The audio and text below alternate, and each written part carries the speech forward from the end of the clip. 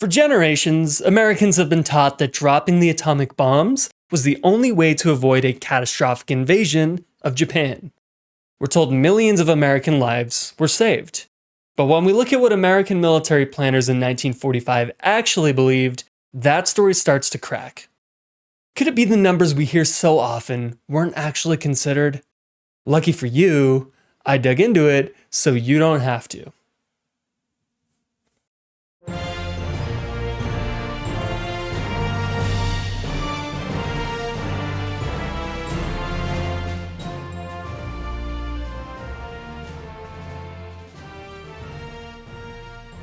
World War II ended in August of 1945, but the war over the narrative had only just begun. By detonating atomic bombs in warfare, the United States had done something unprecedented and unrepeated. In the years that followed, leaders like President Harry S. Truman began shaping how it would be remembered. And they did so out of necessity. Initially, the atomic bombings of Japan were only met with limited criticism. But as the Cold War unfolded and the reality of nuclear war set in, the criticism grew. That criticism included many leading figures, both military and civilian.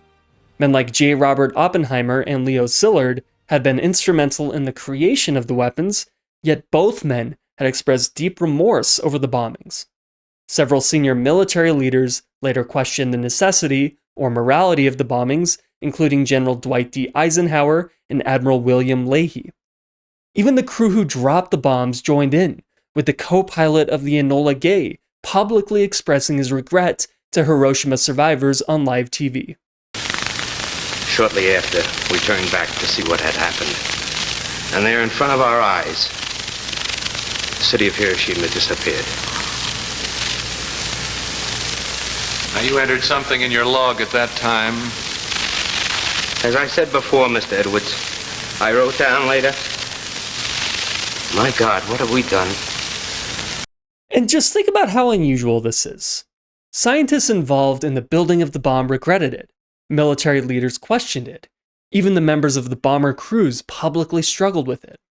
The narrative we've inherited makes it all seem pretty clear-cut, but if that were truly the case, you wouldn't expect any of this to be happening.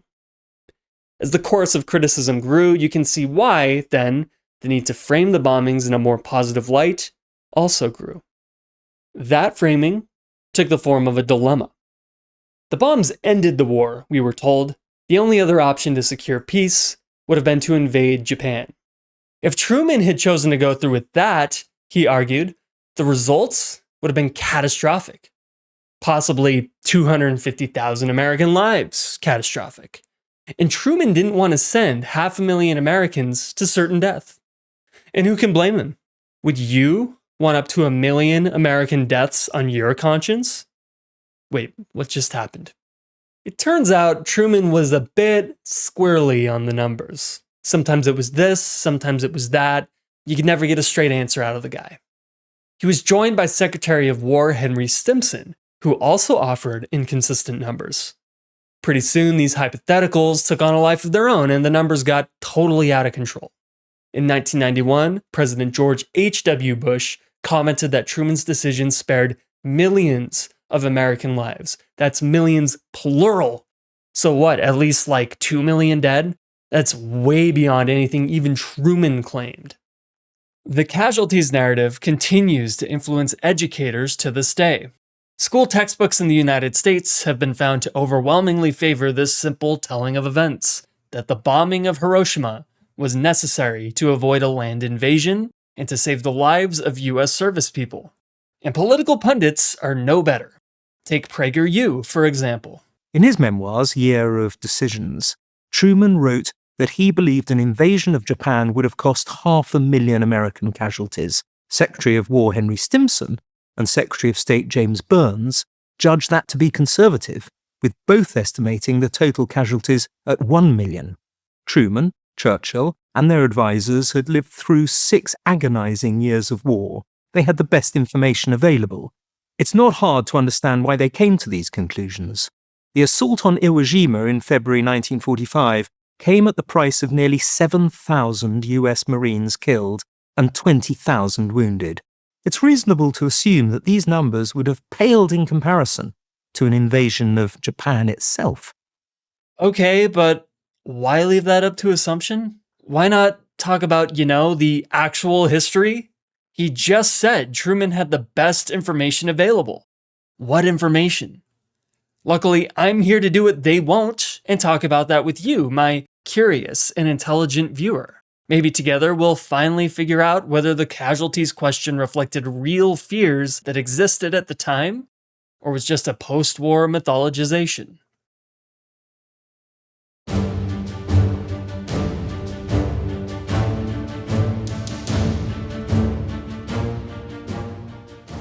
Truman's presidency began in April of 1945 after the death of President Franklin Delano Roosevelt. By then, Germany was on the brink of surrender and Japan had suffered defeat after defeat. But the war wasn't over and Truman faced one critical question: how to finish it. The Battle of Okinawa had just begun, and even though it looked like the Americans would win, the Japanese were committed to defending the island to the last man. As the battle dragged on, Truman grew wary of what was to come next. In mid-June, he called a meeting of the Joint Chiefs of Staff, America's top military commanders, to discuss the next steps. Taking Okinawa meant the United States was in range to strike Japan, and Truman wanted to know what an invasion would look like, especially regarding casualties. One quick clarification. It's a common misconception that a casualty is just a synonym for a death, but when military planners use the word, they include anything that takes a soldier out of service. That means wounded too. If you can't fight, you count. As soon as Truman sent his requests, war planners got to work. On June 15th, the first estimate was submitted to the JCS by the Joint War Plans Committee. They made their estimates according to the two phases of the invasion. First was Operation Olympic, an invasion of Kyushu, Japan's southernmost island. This would be followed in spring of 46 by Operation Coronet, an invasion of Honshu, Japan's big island. Specifically, this would be a push to capture Tokyo. For Kyushu alone, the war planners estimated 132,000 casualties total, with 25,000 dead.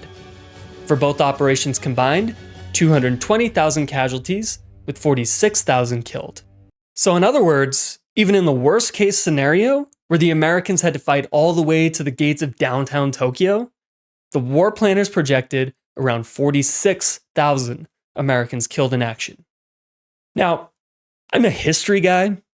We're not exactly known for our math skills, but I think 46,000 is just a bit short of 500,000. Now, keep in mind, the people who devised this estimate were war planners.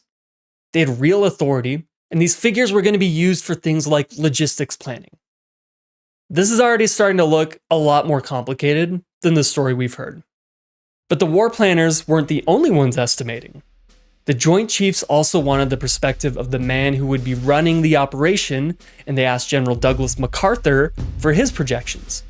He responded with 50,800 casualties in the first 30 days of Kyushu, or roughly 12,000 battle deaths. The initial 30 days were expected to be the most difficult. In the following periods, casualties were expected to fall off precipitously. Going beyond this, MacArthur estimated 105,000 American casualties over 90 days. This translates to roughly 20 to 25,000 dead for the first 3 months, assuming it would take that long. Army Chief of Staff General George Marshall was disturbed by this estimate. He wrote back to MacArthur asking him to clarify whether these were projections for logistics purposes or what he believed actual casualties would be. He informed MacArthur that these estimates weren't for him, they were for Truman. When MacArthur wrote back, he downplayed the estimate even further, suggesting it was purely academic and routine and was made for planning alone.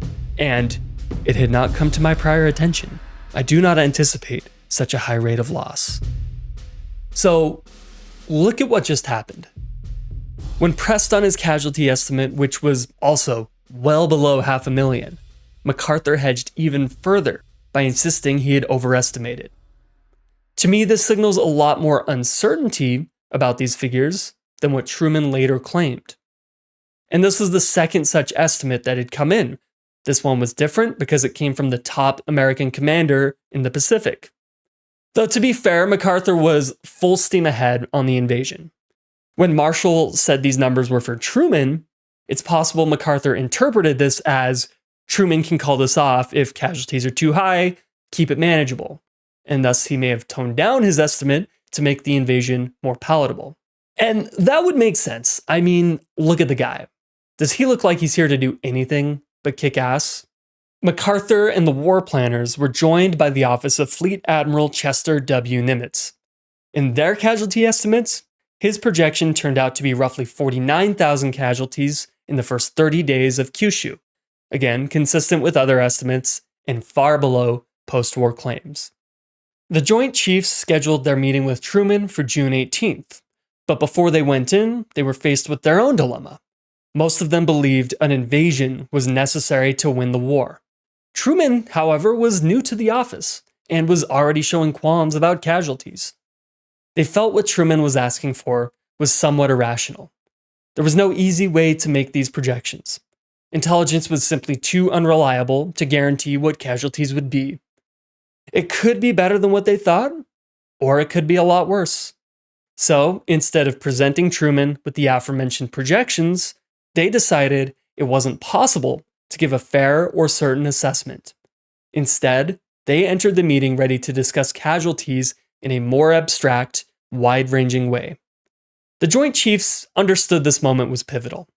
It was the big meeting. This was Truman's chance to hear directly from America's top military leadership what invading Japan would actually cost, and the decisions he made after would be directly influenced by what was said.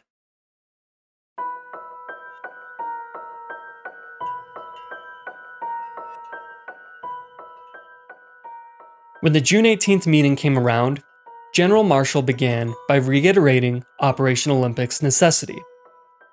Lodgment in Kyushu is essential, both to tightening our stranglehold of blockade and bombardment on Japan and to forcing capitulation by invasion of the Tokyo Plain.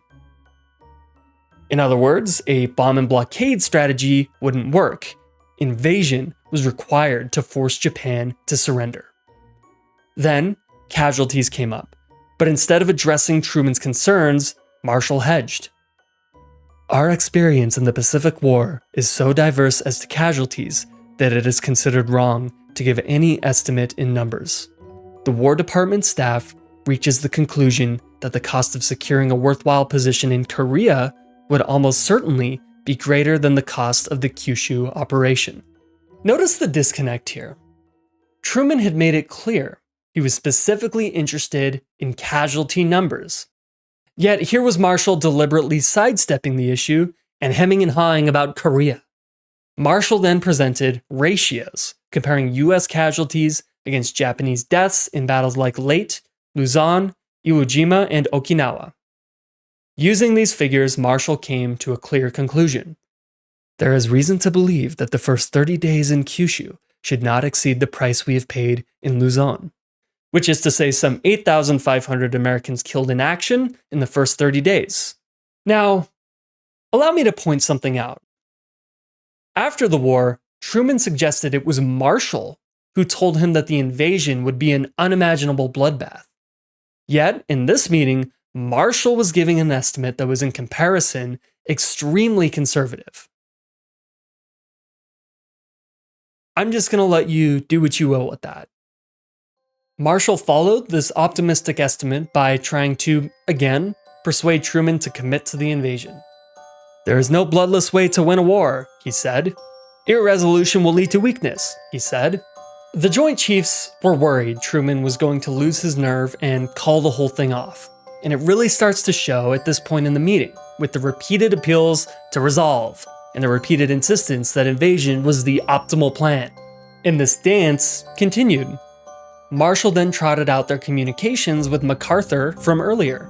But instead of presenting Truman with MacArthur's casualty estimates, like he had asked, he only read out MacArthur's endorsement of the operation as the most economical one in efforts and lives that is possible. See, don't worry about casualties, Truman. An invasion is how we win.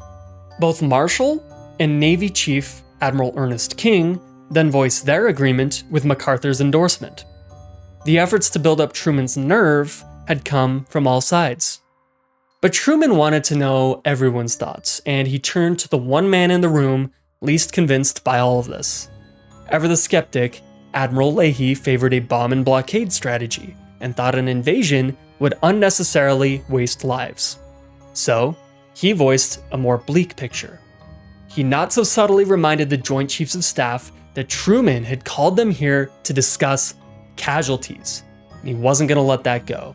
Using Okinawa's staggering casualty rate of 35%, he warned the United States could suffer 70 to 80,000 deaths for the Kyushu operation alone. While that is a huge shift from what the others had said, let's not forget that we were supposed to be expecting American deaths in the hundreds of thousands, if not millions. But the fact is, they simply weren't thinking on that scale. Leahy clearly had some issues with the way the Joint Chiefs were approaching this. His comments were threatening to derail the whole thing. The others jumped in to get things back on track. Admiral King was quick to point out major differences between Kyushu and Okinawa. Okinawa was essentially a narrow snake-like island. There was no other choice than to do costly frontal assaults. On Kyushu, there would be plenty of room to maneuver. King felt Leahy was comparing apples to oranges. The discussion went back and forth, but ultimately, Leahy's efforts weren't enough. Consensus had held. Truman went around the room to the Army Air Forces, the Navy, the Department of War. All supported invasion. By the end, even Leahy was going along with it. The June 18th meeting shows two things. First, Truman was deeply worried about casualties. That much is certain, confirmed not only by the meeting itself, but by its lead-up and Truman's journal entries in the months following. But the second thing this shows us is the casualties they were concerned about were significantly less than what was said by figures like Truman and Stimson after the war. Keep in mind that these estimates were coming from war planners. Once again, they were going to determine everything from logistics to how much medical equipment was needed. They had real importance to the soldiers who would be doing the actual fighting.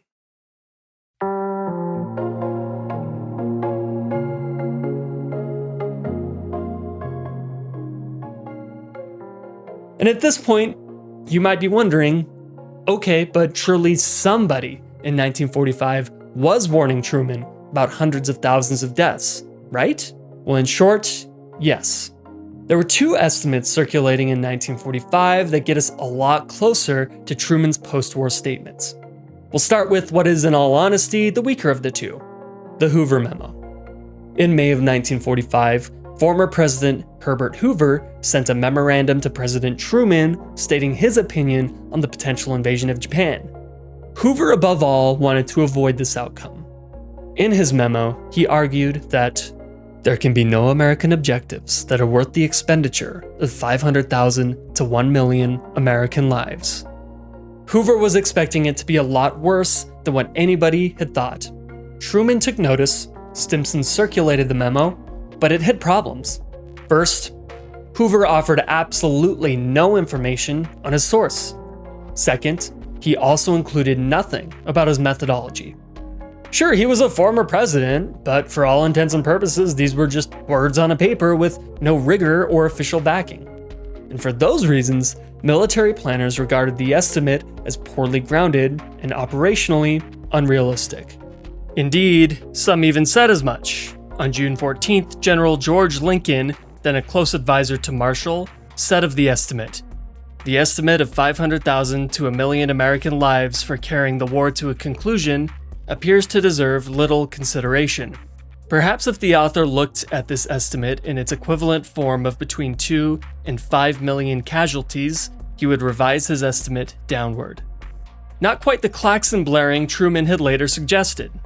The second estimate, however, came from more official sources. In 1944, after the Battle of Saipan, the Joint Chiefs started thinking more seriously about invasion. One of their subcommittees came up with what's called the Saipan ratio. They used the experience on Saipan to suggest that with similar conditions, an invasion of Japan could cost upwards of 500,000 American lives. Some people argue this ratio had a profound influence on strategic thinkers at the time. Certainly, many did mention these figures, but the Saipan ratio carried some problematic assumptions. To make the Saipan math work, the Americans would have had to conduct a much larger operation than what was planned. They would have had to encounter practically every soldier Japan could muster and kill them all. This drastically differs from the concept of Operation Downfall and what was required to force Japan to surrender. Simply put, Operation Downfall never envisioned anything on this scale. It also carried assumptions about the quality of the Japanese troops. The divisions in Japan would have been the bottom of the barrel, older, poorly trained, and lacking weapons and ammunition. Sure, Japan called for a fanatical defense of the homeland, but that can only get you so far. To defeat the enemy, you need more than fanaticism, you need bullets. And as the war progressed and the bombing started, Japan had demonstrated an inability to prepare its soldiers and keep them adequately supplied, even under practice conditions. These would not have been the same troops the Americans faced on Saipan. And if the Saipan ratio was so formative to American thinking, why was it totally absent in the earlier casualty estimates? The reason was because the Saipan ratio was set aside. By spring of 1945, Army planners were optimistic about their prospects in Japan. They would be able to bring more firepower to bear and had better maneuver schemes than on islands like Saipan. Thus, by the time Truman was actually making decisions in the summer of 1945, planners had largely moved away from these catastrophic projections. A final factor that may have influenced Truman's decision-making is the most difficult to account for, and that is the climate of fear that exists with decisions like this. It's totally possible that Truman saw the more dramatic numbers and in spite of their issues was scared off by them anyway. It's possible he had some other unofficial conversations with people that were never recorded, and these contradicted what his military planners were suggesting. Remember, while at this point it was pretty much clear Japan wasn't going to win the war, the Americans successfully invading was not a foregone conclusion. No plan survives first contact with the enemy. It's certainly possible Truman's decision-making gave way to that uncertainty. But I can't evaluate what we don't know. What we have clear evidence for is that the military planners with the most resources to offer estimates simply were not projecting American deaths on anything close to that scale. Truman was keyed in on this. His decision could not have been made on anything official stating otherwise. Look, in my personal opinion, if somehow Japan never surrendered and the United States really went through with the invasion, it would have been much worse than what the planners thought on June 18th. Still probably not approaching anywhere near the millions, but certainly much higher than the low tens of thousands. The reason for this is because the numbers of Japanese troops in Kyushu was substantially higher than what the Allied planners thought at the time. Additionally, the Japanese had correctly guessed where the Allies would be invading and had assembled a large force of kamikaze craft in the area. What this means is the planners' earlier estimates effectively had the predictive value of your daily horoscopes. The United States was somewhat keyed in on this troop buildup, but they didn't understand the full extent of it until after the war. Regardless, a portion of this buildup was identified through communications intercepts and reported on August 1st. This was prior to Hiroshima, but it also happened a week after Truman had given the authorization to drop the atomic bombs. Thus, his decision could not have possibly been influenced by this report.